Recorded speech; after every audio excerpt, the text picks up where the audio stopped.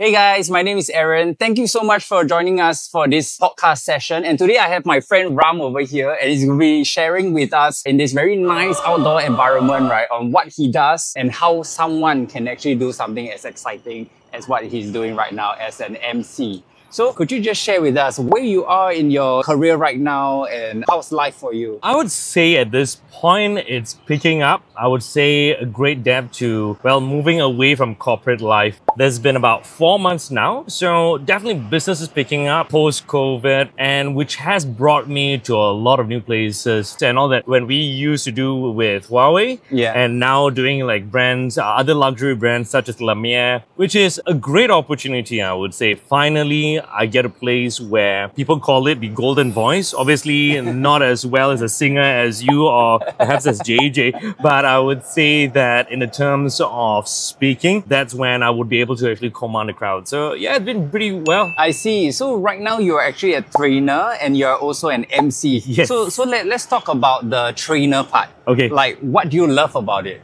I'll say the dynamics are very different because you have people with all walks of life. You are looking at people ranging from 30s all the way up, and here's the thing, right? You have learners all the way up to 90s. Yeah. So it gives a huge stretch of opportunity for them to understand things about mobile photography, videography, and I like to go with that because you get to meet people with different key business. Some of them have more experience in certain industries, and that's what I love about it. It's a connection that you build from there.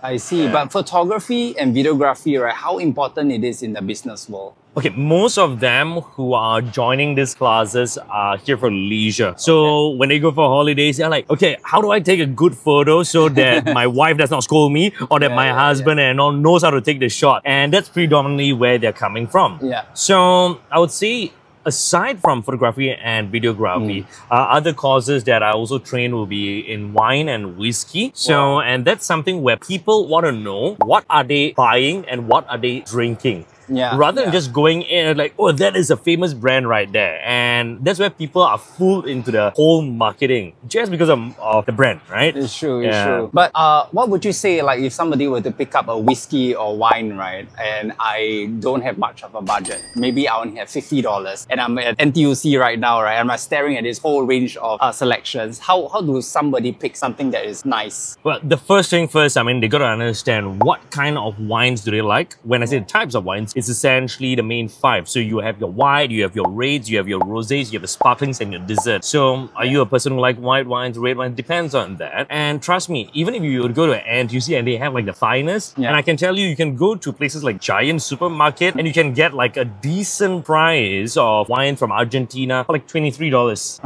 And to me, it's what is your preference? Because wine is evolution. It really depends what you want to go for first. And that's why usually it's a 2-day course, at least a 2-day course for you to understand what exactly you like. I see, I see. Okay, let's talk about the MC journey. Sure. Well, you've been doing MCing for even longer than as a trainer. With our peers, right, you know, everybody is going for a corporate job or something that's a little safer. Yes. But as an MC, right, what do you like about it? Sharing my voice. I feel both my mother tongues.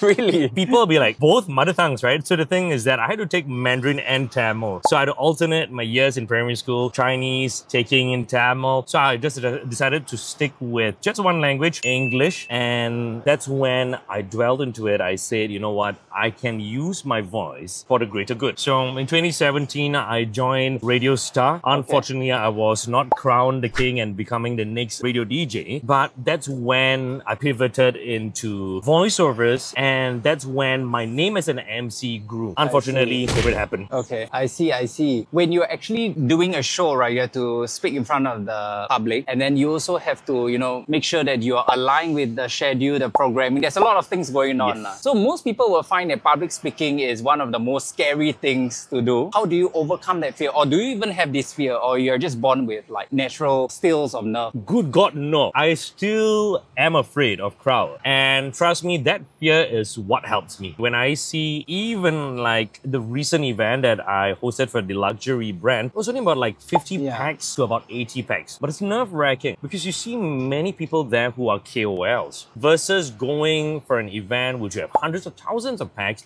or hosting for Chingay. But the scary ones are things like weddings. But how do I overcome that is that I just tell myself, look, end of the day, they're just humans just like me and you, right? So as long as you go through with what the program flow is, think about them as just being people. The only time that the most fearful kind of events that scares me are weddings. Because literally it's a once in a lifetime. If you call the bride and groom on the wrong name, you know that you're in trouble for, right? So that happened to me nearly once, and that was my best friend's wedding. Oh no. So I was like, okay, thank goodness I pronounced the name right. But other than that, I would say just be yourself, be happy, and get to know people, interact with them. Like you said earlier on, right? You need to have the passion in what you want to do. Emceeing is the same thing. Training is the same thing. In your case, property is the same thing. One question about the part where you shared about, you only focus on English. And from what I know in the MC world is that, most clients will like it to, like them to be bilingual. Yes. Usually Mandarin and English in Singapore's context. So how do you, make yourself stand out? Like, hey, I only can speak English. I'll do the show in English. And I feel that I will be the best person for this job. So I call it, or at least I was given this name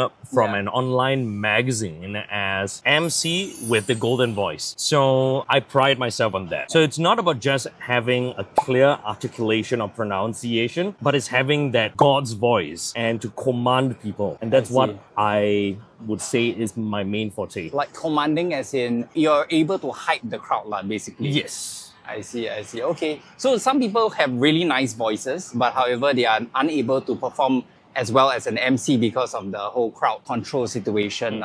So I just want to ask you, if somebody wants to be a trainer and somebody wants to be an MC, right? What advice would you give to them? You got to love people. You really have to love them.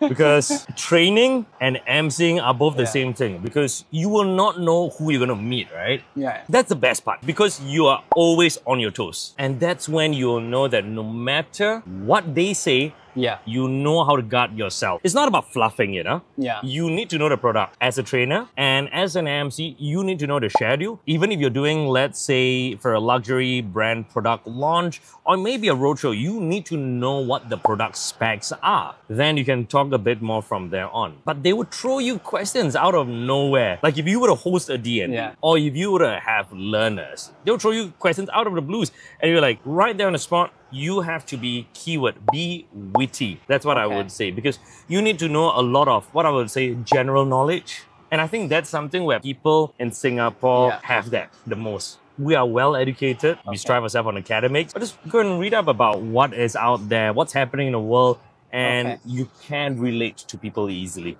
All right. Yeah. Wittiness. Yes. So some people, or rather most people, they have the general knowledge. Yeah. But to respond with lightning quick responses, right? How do you do that? Or, or must you have a certain amount of talent to be able to be a good MC? Practice. I would say that, the term goes, practice makes perfect. I don't believe in that. I believe that practice makes permanence. You practice enough that you fail across so many times that you fall. But from that pathway, you learn. So the first few emceeing gigs, oh, it was horrible, dude. First few trainings I did also was horrible. Then I realized, okay, what were the mechanics? Because no one can tell you how to go about with it. So the main thing here is that you need to find your niche. I believe the same thing which goes for property, right? Yeah. It took you a while for you to finally realize how to speak with your clients. A little bit of neuro-linguistic, how you take a look at how their dressing is like, take a look at how their hands are positioned, where their eye contact are, all those things. So basically some mind control stuff going on. No, I wouldn't say that, man. No, I wouldn't say that. No, it's just understanding people. It does take a little bit of training though, Speaking about property, right? Everybody has a dream home, right? And from what I heard from you is that one of it will be overseas. Yes. And one will be in Singapore. Yes. So let's talk about the Singapore one, because some of the audiences that we have, they are wondering like, I have a dream home too, and it could be very similar to yours. And they want to find out like, how are the actionable steps that I can take, across the years of working. At least if I have a goal, there's a higher chance that I can reach it. So what is your dream home in Singapore? I mean, right now I do have a home. Would I call it a dream home? No, of course. That's why you're asking me this question. So I Yeah. would say that it's one of two. One is the realistic. I would love to have maybe an EC. The not very realistic one is to have a lovely landed property, as many of my cousins do own Yeah. here in Singapore, in Serangoon Gardens, in Holland, in Teachers Estate. It's those kind of places that I really want to have. Yeah. And that's the keyword, want to have them. Okay. So how do I get there? Okay, so for the realistic one, Yes. right? Obviously, if you currently are staying in a HDB, right? Yes. Obviously, once you clear the 5 years MOP, Mhm. only for the HDB upgraders, right, you'll be able to purchase an EC. Now, EC is known to be very, I would say, you're in the affordable range in terms of the condo. However, it also is the hardest to finance because of the income ceiling eligibility. Yeah. You cannot earn more than 16,000, which means to say that in the average price of a condo right now, even at maybe in Yishun area, right, let's say it's 1.2, 1.3 million, right, for a compact size 3-bedder. Very likely is that if you want to get the full 75% loan, right, you already crossed the 16,000 eligibility already. So Okay. which means to say that in order to qualify, you need to earn 16,000 or less, right? So there will be that shortfall of loan that you cannot take the full 75%, which you have to come out Understood. using CPF or cash. Okay. Yeah, so we are talking about maybe 5 to even 800K worth of CPF in cash. Okay. So that is something that is really tough for many HDB upgraders, especially Yep. because you cannot touch your sales proceed unless you sell your HDB flat. Yep. And then you rent somewhere. You take the sales proceed and you finance this house while it's building. Okay. And then you rent somewhere else. But all these things add up. Costing as yeah. well. Yeah. So I think the main goal over here is that we need to save at least 5 to 800K in terms of equity. okay. And the most comfortable part is that for HDB upgrader is that you can actually buy the EC first and then have a deferred paying scheme. While the thing built, you still stay in your own house. Very comfortable, right? You don't have to rent somewhere, right? But you have to pay the 25% down payment, the stamp duty, the legal fee upfront Right. without touching the sales proceed. Okay. That's the tough part. But obviously in the loan segment, right, besides your income, they can actually use your current home valuation to actually bridge more loan to you. That's one hack that people can actually do to finance a house. I would say that if you're going to stay in a HDB for now, is lots of savings first. Yeah. And then obviously maybe for the next 3 years, right, we can actually allocate a certain amount of funds, right, that it can be a very safe, sustainable investment way, like maybe like your ETFs or your savings bonds or your fixed D first. But most importantly is that we have to build some income first. But the tricky part is that once you cross 16K, then you cannot really buy it, right? So a lot of things is very fluid. But one thing I like about property is that if you have a goal to hit it, right, you'll be much more focused in the way your spending are and everything. So there is a form of very good psychology around it, but not too stressful where you're over leveraging yourself. So I would say that for the next 3 years, right, we are looking into like at least building, like let's say if you need 700K, right, then obviously it's really a lot for 3 years. So we have to extend that timeline accordingly to your preference. But what I'd like to share with the clients is that there's obviously the 5 years ECs that you can buy. Means you don't have to go through that whole loan issue, because right now, even the loan, right, you are subjected to a HDB loan, which is a 30% MSR.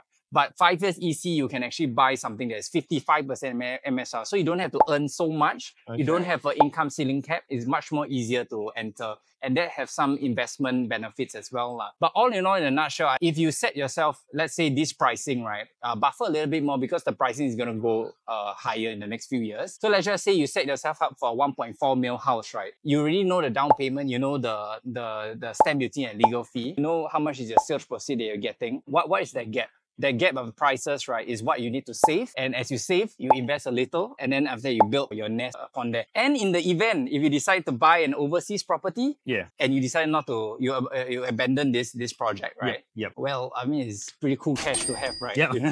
On hand, right there, yes.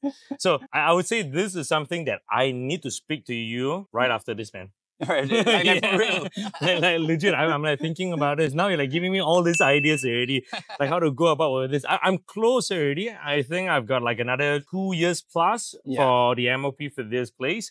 So almost there, but on terms of savings, that's definitely going to be exceeding the 3 years mark from which. Unless I get more gigs, of course, then I think I'll be closer to that point already. You never know. And I believe many of the audiences today, right, you have heard Ram, you have heard how lovely his voice is, right? He's if you got overselling any it. events, you got any events, Any corporate events, wedding, you're going to get married, right? Some of the clients is watching me right now. If you're getting married, right, you can get Ram to actually MC for you. All right, Ram, can you share with the audiences, how can they reach out to you if, let's say, they want to hire an MC or a trainer? So folks, if you want to actually just look out for me, go to Singapore MC Ram. That is EMCEE Ram as in Rambutan Ram, not RUM, the alcohol, right? So that's SingaporeMCRam.com. Or you can always check out my contacts, and I believe I'm going to be passing an Aaron with all the details right here or there or wherever it's going to be. You can find out more information. All right, thank you so much for tuning in to Real Talk Real Estate. We'll see you for the next one.